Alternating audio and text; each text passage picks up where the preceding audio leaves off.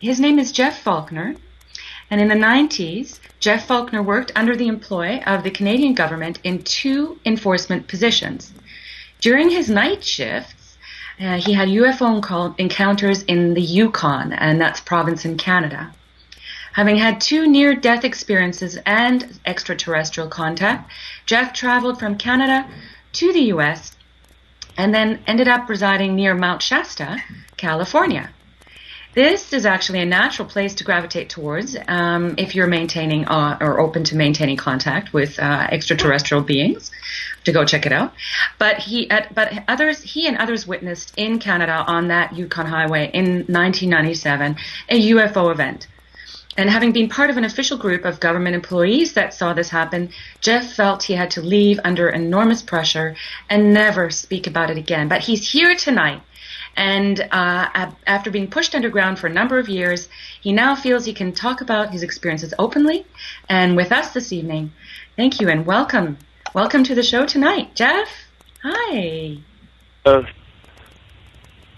Thank you. I was just explaining, bear with me tonight because I came down with a terrible head cold yesterday, so I don't always sound like this. Actually, it sounds very good on you. I like that edge to your voice. You sound pretty nice. It's great to hear from you. Thank you for coming tonight. I also have a slight cold, so I really appreciate you making it as well. So, Geoff, I mean, we're just so excited. You are the person that we are bringing in to tonight's event to induct our UFO Witness event series that I will be starting. And we are all pretty much on our tiptoes waiting to hear parts of your story and, of course, your theories around this. So, Geoff, tell us a bit about yourself, please. Sure, Carmen. I think you pretty much covered it. I had two NDEs growing up, one in England when I was 4 years old. I was impaled on a fence, and that's the first time I saw angels all surrounding me as doctors and nurses, and then I left my body when I was being sewn up at home, actually, in those days. And I lifted out of my body, and I saw these doctors and nurses around me again holding hands that nobody else saw. And I survived that one, and then I grew up seeing spirits, and I would wake up and find them sitting on my bed or standing over looking at me, and I was never afraid of them. And then when I was 18, I joined the Navy in Nova Scotia, actually, and I'm Canadian, guys. And I drowned in a training exercise, and I was underwater for 12 minutes, and I crossed over at that time. That was I saw a lot of things, I was shown a lot of things, and I made the choice to come back, and I came back with a really, really great understanding. I remembered everything that I saw. Then just zip forward, I kind of grew up kind of taking life not quite so seriously because I know it's not our true reality. We're here to experience and to exercise our judgments and this sort of thing. I'll tell you right off the bat, there is no wrong decision. There's just easier decisions and harder decisions. We're not judged. We actually judge ourselves. I remember when I went over, I was standing with a being there, and I said, oh, gosh, I should have done this. And they said, no, you could have done that. So there's no judgment come from them. That's kind of a fallacy from the church. So let's drop that one. Then in 1999, I was sitting on my computer after I left the government job. That's when it really kind of took off after I had the experiences and that sort of thing. And I had an epiphany, which is, I'm spiritual, but I'm not religious. And I don't belong to any church or institution of belief. And I was sitting on my computer, and this energy came into my feet and rose up through my body, and I couldn't move at all. And then I just felt like I was empty, and then all of a sudden I was just filled with this immense love. It's the only way. You can't describe the intensity of it. This is sometimes why we struggle so hard for love and acceptance on this planet, because we still are trying to identify with the love that we've been separated from by the veil of being here. But we never can ever reach that kind of an understanding of it here. At that time, I was shown. Actually, at that time, Jesus appeared before me in the upper half of his torso, and he smiled and he said, "I've come to awaken you to what you chose to come back and do." And I knew then that was the being that I stood beside when I drowned. He then showed me world events, which at the end of the world events, he had pretty much showed me the worst case scenario of where we could be going, and I'm glad to say it is altering. It's been on the timeline right now, so I'm pleased about that. But he told me when I would speak on it and I would write books, and he said, do not convert, do not convince, light the spark, the work is there. So that's what I do, is I share all the information I get in my life and let people decide what they want to do with it.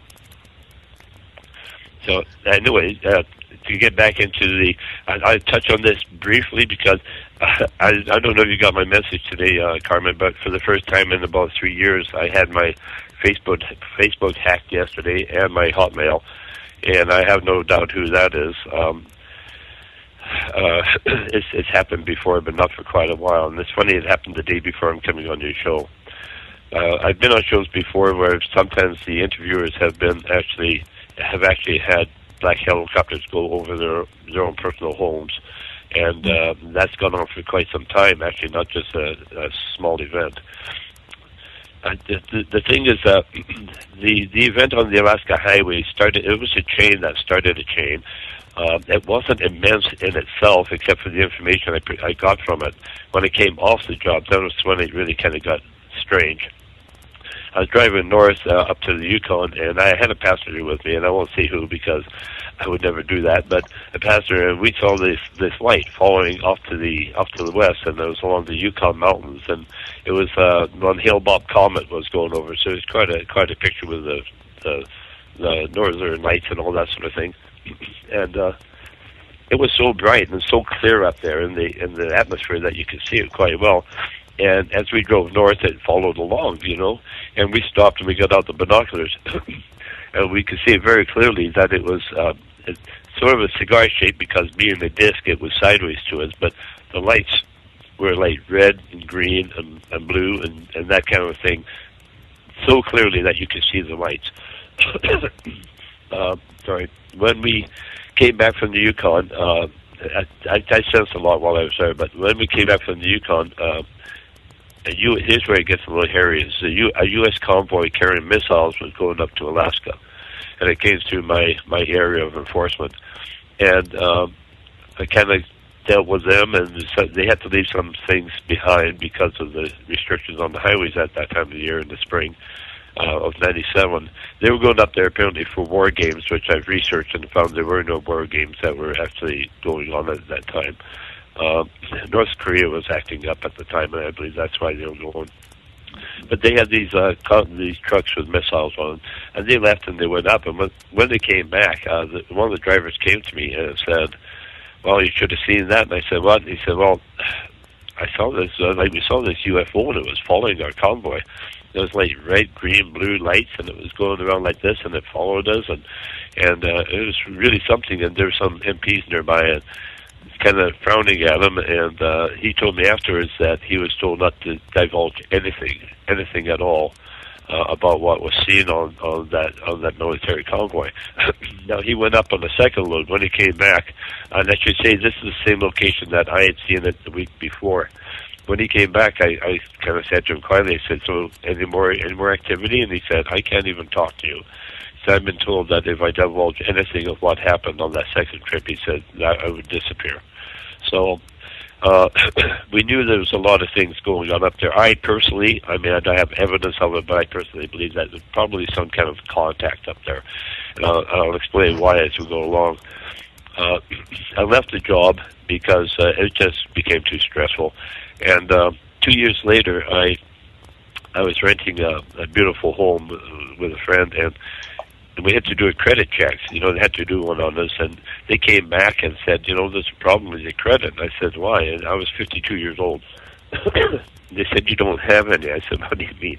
They said, "The credit bureau told me to ask you if you are with the CIA or a CSIS, which we all know is an arm of the CIA, and if you're a member of either of those or involved with them, and if you don't want to answer, then we won't force you." But apparently the CIA or CSIS are the only agencies, the credit bureau said, that had the ability to wipe out the person's entire life credit history.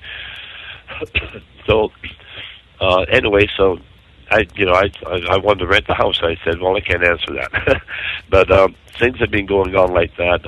I had an incident where I was having coffee in Victoria, BC, one summer every morning with a fellow. I won't say his name, but he told me he was white haired and very officious looking, and he said he was involved in Burbank, California, in the movies and all this. And we were talking all summer. And then one morning, towards the end of that summer, I was taken off from my lectures, and the coffee was really bitter. And I said, "Well, that's really bitter coffee." And he said, "Yeah, it's the last pot." And I know Starbucks don't keep it that long. And I was leaving there, and I was taking it easy. I was on my 10-speed. And anyway, I wiped out, and I hurt my knee, and I was walking up to the ambulance depot, which was right there, luckily. And the fellow said, "Would you like me to fix that?" And I said, "Sure." And I walked towards him, and that's the last I remembered. Now, 2 days later, 48 hours later, I woke up in the local hospital on the island, and they said that you've had some kind of an amnesia incident here, and it's what we call 48-hour. Look this up on the internet. The 48-hour global transient amnesia. So they said, we found in your backpack, your daughters, and they're going to come and talk to you. And here's a pen and paper, and if you think of anything that you can remember from the last 48 hours, which I thought later, why 48 hours? I'd want to remember everything. They write it down and give it to us and don't show it to anybody. So I had to also state at this time is that when I came out of that and the nurse came to me, I looked around the hospital room. I had no conscious thought. This is the big thing. I had no conscious thought. I looked at a window and it didn't register a window. I didn't relate the name door to that object. It's like as if my thoughts had been wiped. I mean, totally clean. And these over the next 48 hours is when they slowly come back. Now, I'm going to tell you, when you look it up on the internet, you're going to find that they say global transient amnesia isn't really understood. Medicine doesn't know what causes it, but all of your memory comes back within the next 48 hours. That's the name. But the people involved that have it don't remember that 48 hours. Well, I'm telling you guys, when you know stuff, they want to get rid of that stuff, but it didn't quite work with me. I have no idea. At the time I had no idea, but I have no doubts that I was drugged that time, and I don't know what happened to that 48 hours. But I'll tell you this, is that we moved down here to the States, my wife and I, she's American. We moved down here, and we were moving our stock down, and it took 4 trips. Every time we came through the border, they would come up and say, "Can I see your passport?" And the guy would walk off and run it on the computer. And one of the trips, one of the early trips, a guy came back with it, and I said, joking with him, I said, because I'd been in enforcement, so I knew that it would pass through. And I said, did that check out okay? I said, "I'm not wanted." And he said, and he came up quietly to me. And he said that checked out absolutely fine. He said, and I really want to apologize for drawing attention to you. I'd love to see what's on that computer because I've never been bothered at the border. One fellow gave us a hard time on the second trip. I mean, an ex-Marine with a bad attitude, and the supervisor came out, ordered him back inside, and told us to go on our way. On the next trip, I asked the guy, "Is that guy still here?" And they said, "No, he was shipped out, immediately." So I think that reflects a little bit on the 48 hours I had missing because I've never had that at the border. But I'll let you talk for a minute, Carmen, because my story goes on forever. No, I'm just interested to hear your events. For one, it sounds traumatizing, utterly traumatizing, what you've been through. And do think, thank God that was 1997. I can't imagine you being in that position of responsibility and then having no training to maybe help you with the effects of not being able to talk about such events. And I am fascinated to hear, and unfortunately, I'm very distraught to hear that something was introduced into your system where you felt you were poisoned. I have heard stories like that, and I do know that exists. Also, your history, interestingly enough, I do believe in 1997 there weren't really perhaps that many, quote-unquote hackers around. So maybe some of your theory or story is true, though if I could be conspiratorial and say, but maybe another government wiped and erased your files. you know? So interesting and intriguing. And my mind spins and I think, really, that sounds like too neat of a job. And so now this man, are you in touch with any of these surviving witnesses? Pardon me? Are you in touch with any of the surviving witnesses of this event, like any of your work friends or anybody like that? Well, that's another thing is that I also, when I left the job, I actually applied for another enforcement job. And here's the real clincher is that when they went for a reference for me from the BC government, they were told, and I followed it up, and I was told there's absolutely no record anywhere in their files of me ever working for them. But they'll hate to hear this, and I do have all of my training certificates locked away in a very good place. So, as for the incident on the Yukon highway, they were truck drivers going through, and that's all I knew about them. Not much was said about that, and it was hushed up pretty quietly. As far as my credit record being wiped out, my girlfriend at the time is a very good witness of that because she and I were renting the house. So we both experienced that situation, and my passenger in the vehicle that night that we saw the UFO, of course, So I do have the contacts, but I know it's all interesting and intriguing to people, but you know what I'd really like to kind of touch on a little bit here is that we have to get off this disclosure thing. The government loves this. They have us biting the bit. When are we going to have disclosure? Is it this year? Is it next year? My kid's waiting for that candy bar to arrive. You know what? There's so many people that have had experiences like mine, and even more so, shattering than mine, that we all really, we have no doubts. We know that ET is there. As I said, my wife and I witnessed one coming over our ranch in the valley here in 2009, which we again saw on YouTube over Chile. That came over at 11 o'clock at night on a moonlit evening, about 15 to 17,000 feet up, and it was elongated triangular. It was the size of 3 football fields long. It was going fast because it cleared the valley in 7 seconds, but it was so big, it looked like it was actually going in slow motion. No sound, no lights, nothing. Now, this is like Independence Day size. This went right across. Everybody at 11 o'clock at night in the ranching valley were all getting all in dead or catching the news.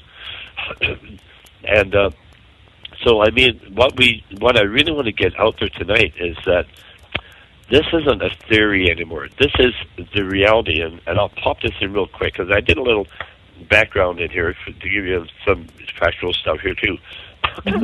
Paul Hellyer, and I'm sure you're aware of him, the former Defense Minister of Canada in, I believe, 1969.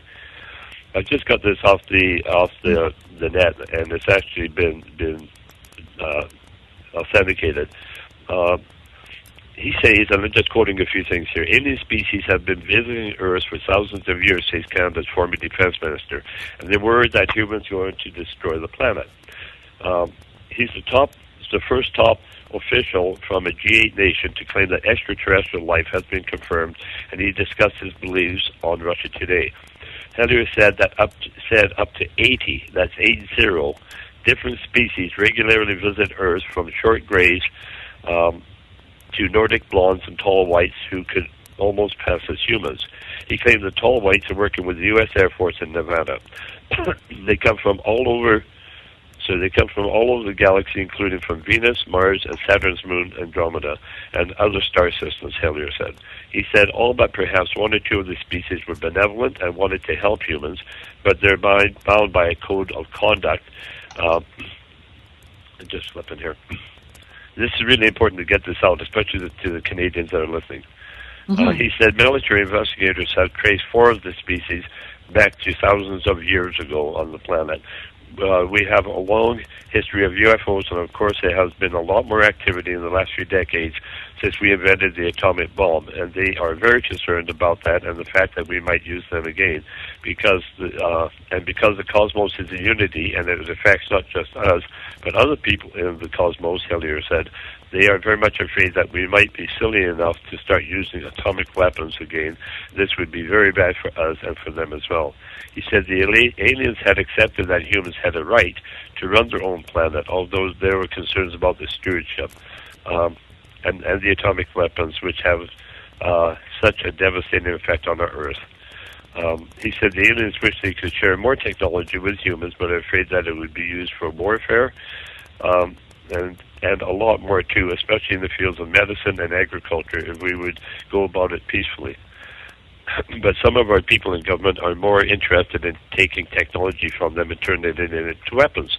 Anyway, it kind of goes on, but it's this is now he is excuse me. This is the guy who used to be the head of all the military in Canada in the 60s when all of this was going on. Yes. Mm-hmm. So there's a lot out there, and for the people that are kind of religiously based, I pulled a little thing up on Billy Graham, because I used to love Billy Graham, the evangelist. And Billy Graham, who's passed away now, he said, in his book, he said, I believe there is intelligent life in outer space, and these beings probably look like us.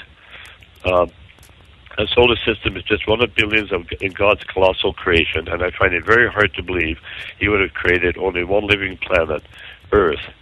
I firmly believe there is intelligent life in outer space, beings who probably look very much like the average American.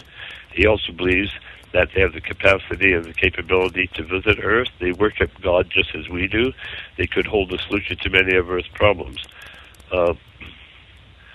Let's see. I've discovered that many of America's top scientists. Now, this is a man, not just an evangelist, but he was also on the right-hand ear of just about every president there was. That many of America's top scientists and astronauts who are actively investigating the question of extraterrestrial life share my view.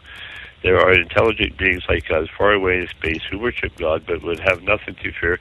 We would have nothing to fear from meeting these people. Anyway, he goes on and on. It's what I'm saying is this is we have to get past, I guess, what I kind of call the silly and the dramatic stage. It's about going just strictly to the drama and just start to realize we don't need disclosure now. We need intervention. This is where we're at now. The governments will not give us intervention or will not allow it, because if they just close to us, what are we going to choose? The governments have nothing to choose from. So the thing is that this is why I've had contact. I've had contact for 10 years.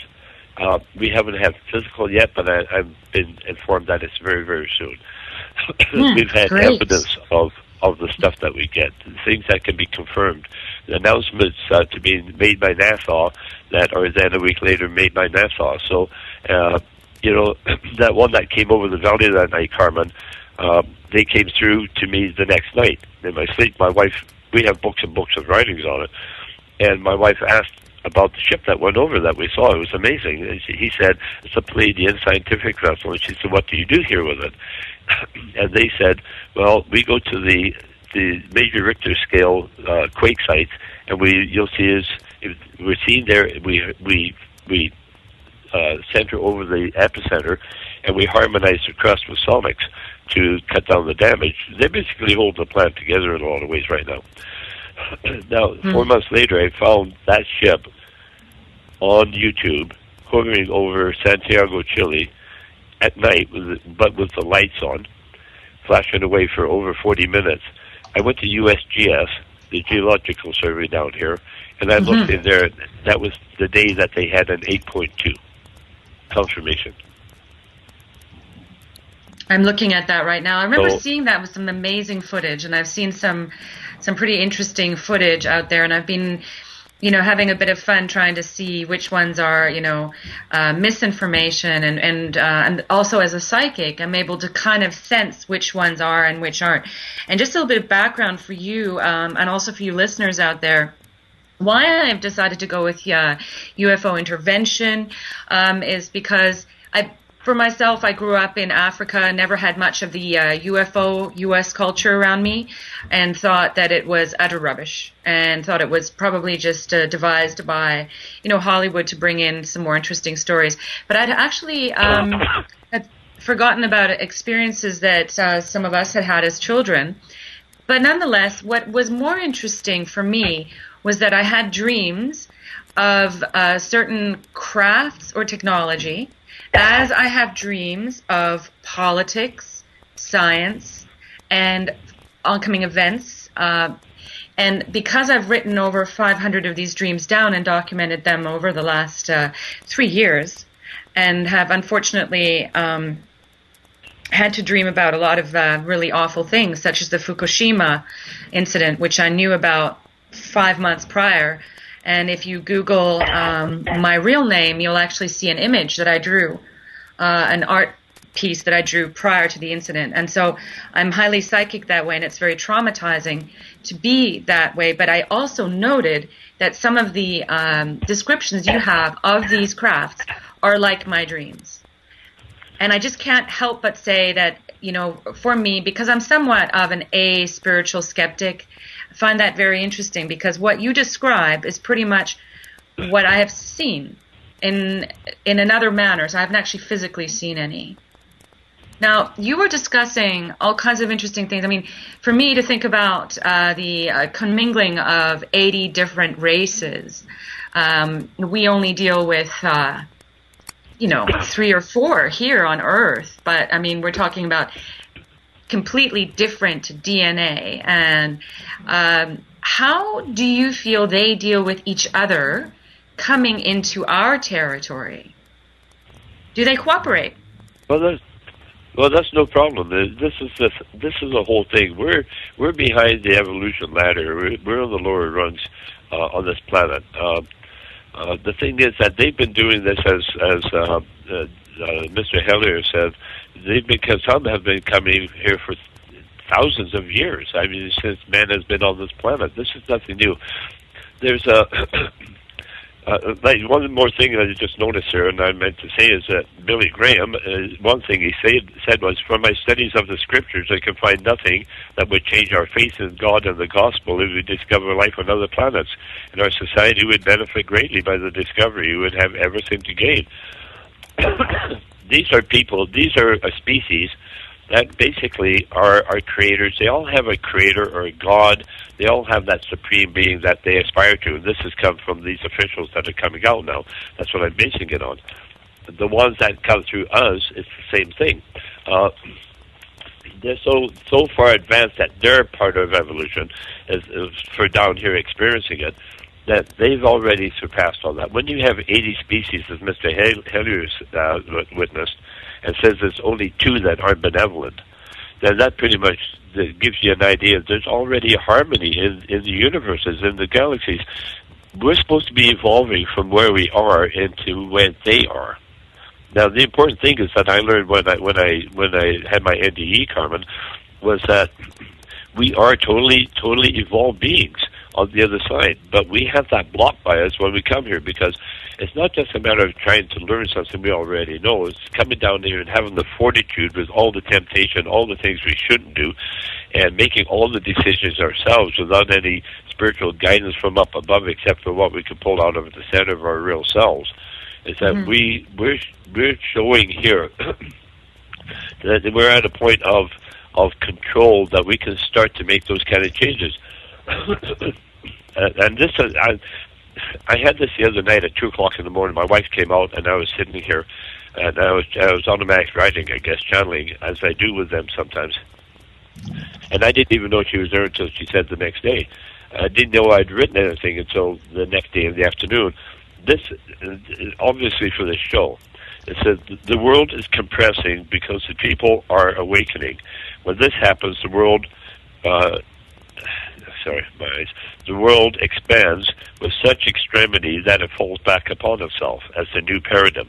The social consciousness cannot ever be again as it was, nor can it ever stay as it is. Nothing can stand in the way of the evolution of a human soul, for it never was unevolved. There's a clue right there. My understanding on the other side, we are evolved, but we have never been unevolved here, but we are blocked from our evolution, so we work through all the stuff to show that we can come back to core. It says we never were unevolved, only adrift in a world of disinformation, which we're flooded by it. Forward it moves until once again reuniting with the core of the common God consciousness home. Now that came through the other night. I mean, I'm not a silly kind of man, but I'll tell you, I can't sit down and write that. I know. That answers the question. That answers your question right there. Is that I'm just going to interrupt you sorry. quickly for our commercial, and I want to actually touch on what you were saying regarding this kind of theory and spiritual phenomenology. And one moment. A new era in psychic services has begun. PsychicAccess.com. You can connect with our psychic advisors by telephone or chat 24 hours a day, 7 days a week. All of our psychic advisors are interviewed, fully verified, and accuracy tested, assuring you quality service. We're living in some very troubled times right now. More and more, the world's problems are affecting us on a personal level. You don't have to deal with this alone. Our highly accurate psychics, caring advisors, and talented mediums can help with situations you are currently experiencing and can let you know what the future may hold for you. All new customers get a free 6-minute reading. All you have to do is register. Why not visit us now and get a free reading at PsychicAccess.com. So, Geoff, with this philosophy and guidance, what do you think it would take for these persons, individuals, we call them aliens, to get through to us? We've had 4,000 years of education in terms of from world religions. What would a foreign intervention actually achieve? Well, that's opening a can of worms. I try and tell people, because of the religious aspect that everybody lives under here, is that we have to stop thinking about ourselves as earthlings, and we are actually extraterrestrial. We believe that the body is of the planet, which it is, so that's terrestrial, and our spirit comes from heaven, from home out in the galaxy, the cosmos, and takes possession of the body and fulfills its purpose here and returns back there at the time of the death of the body, then our soul is also extraterrestrial. And that means that God and Jesus are extraterrestrial. So I'm kind of getting this extraterrestrial thing into who we are and who they are. We're all the same. All of our brothers and sisters in the cosmos are all children of God, and we all go back to the source. What you call it, the Creator. By the way, I asked one of my contacts here when they came through one night about God. Is that God's name? How do we get God for the name? Well, God is this untangible, except for what we understand of. So, he kind of, the Bible puts down that Jesus came down in form so that we can relate. Okay, we can't see God, but here's the Son of God, and therefore we can relate to that, take the learning off Him, and now we're connected to God through. And that's why Jesus said, no one shall reach my Father but through me. So they get that channel going there. I was told that God isn't actually His name. God stands for geometry of design. So you would think that the greatest creator out there in the cosmos that creates every tiny little grain of sand and every massive planet is one massive creator. Well, this is a geometry of design, and it's more like that's his job description or his professional line instead of his actual name. Don't forget that a lot of things that we use for names are in this realm. When I went over totally without a body, and I was totally conscious energy. I was conscious thought. That everything intelligently working in the way of hearing my thoughts like words and being somewhere but not seeing my body. We are intelligence. I guess if I had to put some kind of a body to it, I would think kind of like a plasma being, semi-transparent, because I didn't see it with the body as such. So the thing is that when we talk, they talk in the Bible about the battle of the angels, the war of the angels, when Satan, who was an angel, actually went against God and was cast out because he failed. Now we actually take that out of the mythical side of what Church wants you to believe, because they don't want you to know that you're extraterrestrial. I mean, good Lord, we'd have to think that we're something more than we are. So they keep us in this form of ignorance. And it's not so much lies, but lies by omission, like little things like God has many mansions. Well, God has many universes, many galaxies. They change things. And the fact about about that hell and the devil and Satan all live in the center of the earth. We're brought up. Hell is under the earth. Well, in reality, that's where they say that the grays are in the center of the earth. Not the center, but they're in the crust. Admiral Byrd, who went to the expedition to the South Pole, when he came back, this very credible man, had a book that he wrote on it where he actually mentions the cities within the Earth's crust. He actually says in his book he was taken into the Earth's crust, into these major cities that are below the crust down there. I mean, if you're going to do something like that, you're going to put it where nobody goes. That's the South Pole, or places in the Bermuda Triangle, or actually it's a magnetic point of navigational. That's why everything does go wacky in there. So when you say what's it going to take, it's going to take them coming down basically right in front of us, and they're going to shatter our misbeliefs or misinterpretations. And when it's in front of us, that's when it's going to work. Because then we're going to find out we are these wonderful spiritual beings, and that we can evolve a lot better when we're not being drugged by GMO foods, we're not being poisoned, we're not, constantly the planet's falling apart, and it's not going to support life much longer. So it's going to take that kind of a big thing. And like if you get to the point, my understanding is that we are extraterrestrial, then Jesus is extraterrestrial. So I don't question the second coming of Christ, but don't be surprised if it's a fleet of UFOs that fill the eastern sky and not angels with wings. Angels with wings were created by artists. The angels were never seen to have wings in the early records of angelic encounters and things like this. This is something that they did. So we're still talking about beings without wings, and I believe it's going to take. I believe that the second coming of Christ is actually going to be the return of Jesus and the angels, which are other terrestrials, our brothers and sisters. They're going to come down for this intervention. Billy Graham also stated in one part of his book that he believes that UFOs contain angels of God who will start to show up in great numbers prior to the second coming of Christ. So this is where we are, folks. It's coming whether you like it or not. But, and I got to say this one, because this is the clincher. This is what we have to really think about now. Martin Luther King said, our generation will have to repent not only for the words and acts of the children of darkness, but also for the fears and apathy of the children of light.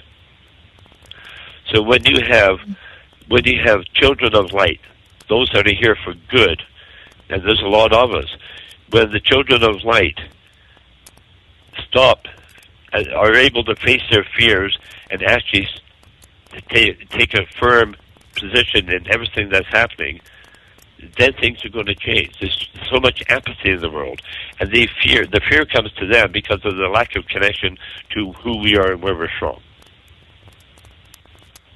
I wonder why they took an interest in us. I mean, one of the things I wanted to think is I would surmise maybe they can hear us, in pain and wanting to leave and needing some intervention. And another thing I wanted to say, what did that UFO sound like when it passed over you? The one that came over the ranch? Absolutely. No, the first one silent. in 1997. Not that sound. Here is something that is 3 football fields long, folks. It had no operational lights, and of course it had to come right over Mount Shasta to come past us in our valley. It had no lights, and the amazing thing was, Carmen, that there was not a sound. Not as silently drifted across the valley. Not a whir, not a buzz, nothing. That's the cylindrical one. And then you have that one that came over your area where you live, Mount Shasta. Must be a wonderful community, by the way. And what sound did that have? Can you hear them? No. If you are hearing sound, you can bet it's some kind of a government sort of replication. These don't work on the same propulsion as what we have here. Everything here that we make operates from the core fossil fuel. Fossil fuel is dinosaur in more ways than one. we don't need to have fossil fuels, and they know that. It's like, I mean, I'm old enough. I'm 65 now. I can remember back when all the V8s, it was coming out about, oh, there's this great device that you can hook onto your carburetor, and your V8 engine won't get 18 miles per gallon, it'll get 25. And then we find out later it really existed, but the auto companies were buying up the patents and killing them because they're also hand in hand with the with the fossil fuel folks. You got guys like Bush and all these guys. I mean, these guys are all up. That's what they do. They make money on fossil fuels. They kill for fossil fuel. In fact, there's a thing I just breezing through to see if I can spot it. But Hellier actually spoke at the University of Toronto back in his day, 2005, I think it was. And here it is, November 2005. Mr. Hellier accused U.S. President George W. Bush publicly of plotting an intergalactic war. The former defense minister told an audience at the University of Toronto, the United States military are preparing weapons which could be used against the aliens, and they could get us into an intergalactic war without us even having any warning. The Bush administration has finally agreed to let the military build a forward base on the moon, which will put them in a better position to keep track of the goings and comings of the visitors from space and to shoot at them if they so decide to. This is the Star Wars technology. So, that's so like, you can see why they don't want to share. No, it's just so like old style, like kind of like a Cold War mentality of like, let's make a base and let's watch the galaxy, and it's like so small-minded because in fact there may not actually be a threat. So what's going on here is really pretty much just kind of the sense of, let's watch the watchers, which I find, of course, is very human. I mean, they must look at us and think we're very peculiar in our ways of feeling so threatened.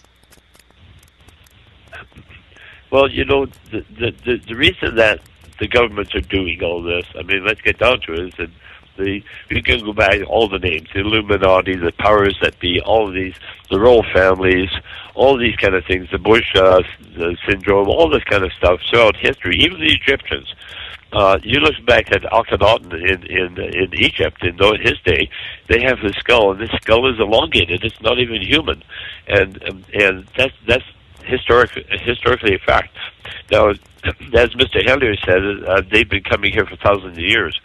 So, if the ones that were coming in the first place were not that good, weren't as friendly as a lot of them are now, they were the first ones here, is they basically operated everything that they needed to do on this planet through their hierarchy on the planet. So basically, the royal family have always been connected to it since the beginning of time.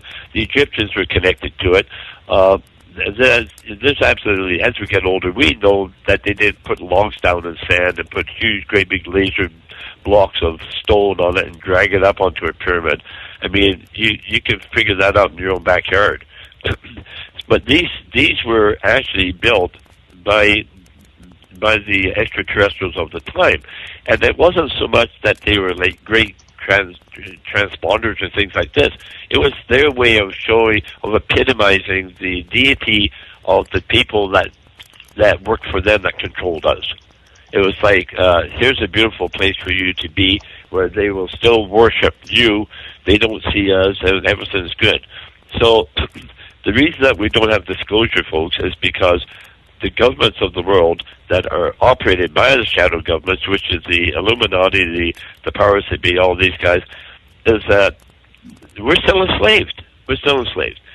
What happens when we start to get a little bit too much awake? Then they start to slap us down, and that's what happens. The people have been murdered. The people have been, there's one fellow, his name doesn't come right now, and I'm sad to say, but he's on YouTube, and he actually, he was at the Dulce thing in New Mexico, where the graves are supposed to be underground there, and they were doing probes in the area, drilling down and putting down not optical cables with cameras on them into these caverns that they were discovering, and one of them came up with the camera cut off.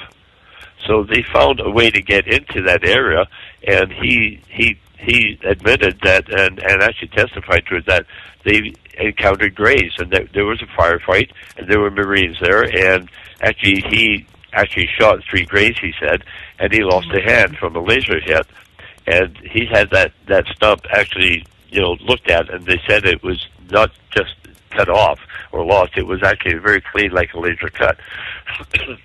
Now, he was in Black Ops at the time. Now, he got out and he was lecturing on this. Well, I think it was either Portland or Seattle. They found his body. He'd been tortured, he'd been strangled. Terrible, terrible end. And he's no longer speaking about it. But what's interesting is that his father was one of the Nazis that came out of Germany that were brought over by the American government. Because, believe it or not, you can bet that the dark side of the alien aspect were probably in touch with Hitler at the time. If you remember, Germany had just put together the first jet engine, and their first jet plane was coming out just as the war ended. Now, where did they get that technology? So, they're still trying to stifle us, and they're running out of time. All these cities that we hear about them building and these tunnels underneath the ground, it's not because all these horrible aliens are going to come and wipe us all out, like they're saying, the Anunnaki and all this stuff. What they're doing is that they're getting somewhere for them to go when the second coming and the extraterrestrial intervention happens. They got to hit ground level and get back underground like they're actually living now. So there's nothing to fear from that. But there's nothing to fear from any of this. I don't fear, but I feel more caution with the government that's supposed to be here protecting me and guiding me than I do from any extraterrestrial I've experienced. And I'll tell you right now is that I'm calling for intervention. And everybody needs to start prefer? Which ones would you prefer? Consciously asking for intervention because the governments are not representing us. Which ones would you prefer? What are the Greys like? Why are they so popular? And are they just thrown out there to as a lure because they look different? No, the Greys, Carmen, are the ones that were, but with the government permission, the Greys were actually the ones that were doing all the hybrid cloning, all the animal mutilations, things like this. And actually, a few years ago, there was an agreement that was going to be very limited now. And at that point, the mutilations actually have declined a lot. I won't say who, but I see things around me, and I know a lady who's always had an X on her wrist, a very fine scar, and it's about 2 inches long. And she was visiting her mother one day, and her mother looked at her and said, "Where did you get that scar from?" She said, "Oh, I've always had it." She said, "Why?" And she put her hand for it, and she said, "I've got exactly the same one in the same place." So there's a lot that has been going on. The cloning, the government sold us out so many ways, but they always have since the beginning of eons. The church is involved just as badly. When the government controlled us, the church did. They've been hand in hand forever. But what I'm saying is now is the time, and they're running out of time. That's why they're building all these underground places, like under Denver Airport in Colorado. I mean, everybody knows that facility is down there. And all these sounds that we hear in different parts of the world, like the droning, and they're saying, "What's that droning in the air?" Well, a lot of that is from the boring under the crust of the earth, and they're boring tunnels everywhere, and they can actually move at lightning speed underground. And the sinkholes, you think about these things, and oh my goodness, we have 2 minutes left in this interview. It always comes to the end so quickly, and I only feel like we've touched on a small portion of this because we were going to discuss ET language, and also I wanted to but you've really pretty much touched on everything. And so what I wanted to give our audience was an idea as well as to how to contact you, because Geoff, you're going to be launching. He's going to be traveling. I'm going to be meeting him when he comes out to Canada, and he's going to be doing UFO tours, and I'm going to be networking with some of his buddies. And what we're going to be, I would just like to say you can contact him on Facebook. Geoff, his name is Geoff Faulkner. Geoff with a Geoff, Faulkner, as in Falcon, but Faulkner. And Geoff, is there anything you want to tell your potential readers? Because you will put that book together, and if not, I will make sure that someone is going to write a really good screenplay about your story. Well, I'll tell you, that's my dream, actually, Carmen, because that's the only way I can get it out there to the people that need to know it. And I'll tell you this, it's not boring, but I'll tell you this also, by the time someone has seen that, they'll never be the same again. And I'm hoping something like that will happen in the near future for me, because time is running out. But the thing is that it's going to take that to wake people up. It really is. We did touch on it, but from beginning of time, my time here is I've been a psychic. I started there. I've evolved up, I guess. I've been taken to where God wanted me to be, basically. But I do readings out here in California. I don't do as many as I used to, mostly for local people. But if anybody's interested in having a reading, and I say limited amounts that I do, but they can contact me at healer, HEALER _CA48 at hotmail.com. Or they can also approach me on Facebook. But as I say, I'm just filling in a few gaps. I don't do very many, so if anybody's interested, that'd be fine. I can do it by phone or I can do it by email. I might contact you for into that, Geoff. And his address again is healer _48 at hotmail.com. Healer _CA48. Okay. And healer, so I healer _CA for Canada. And yes. 48 hotmail.com. Great. I'm just so pleased you could make it. I'm so sorry you're not well. So intrigued about this. Wish we had a 2-hour event, and we kind of do, but we're going to be taking calls in the second half of the show, which is after the interview. And I just want to bless you for coming on. You are a brave man. Thank God 1997 was 20 years ago. And I really also expect better diplomacy. And if we have a leader, I hope that they know what they're doing. And I wish you the very, very best. Thank you so much, Geoff. Thank you. It's been a pleasure being on your show. Oh, fabulous. We'll stay in touch. Have a good night. Thank you. Good night, all. Night. Hello, my name is Res Miranda. If you're having relationship, career, or life issues, I'm inviting you to experience what it's like to have access to professional, highly accurate psychics and spiritual advisors you can trust to care and help you. Register now to get your free 6-minute reading by telephone or chat. Get answers. Get access. Psychic access. 24 hours a day, 7 days a week. PsychicAccess.com.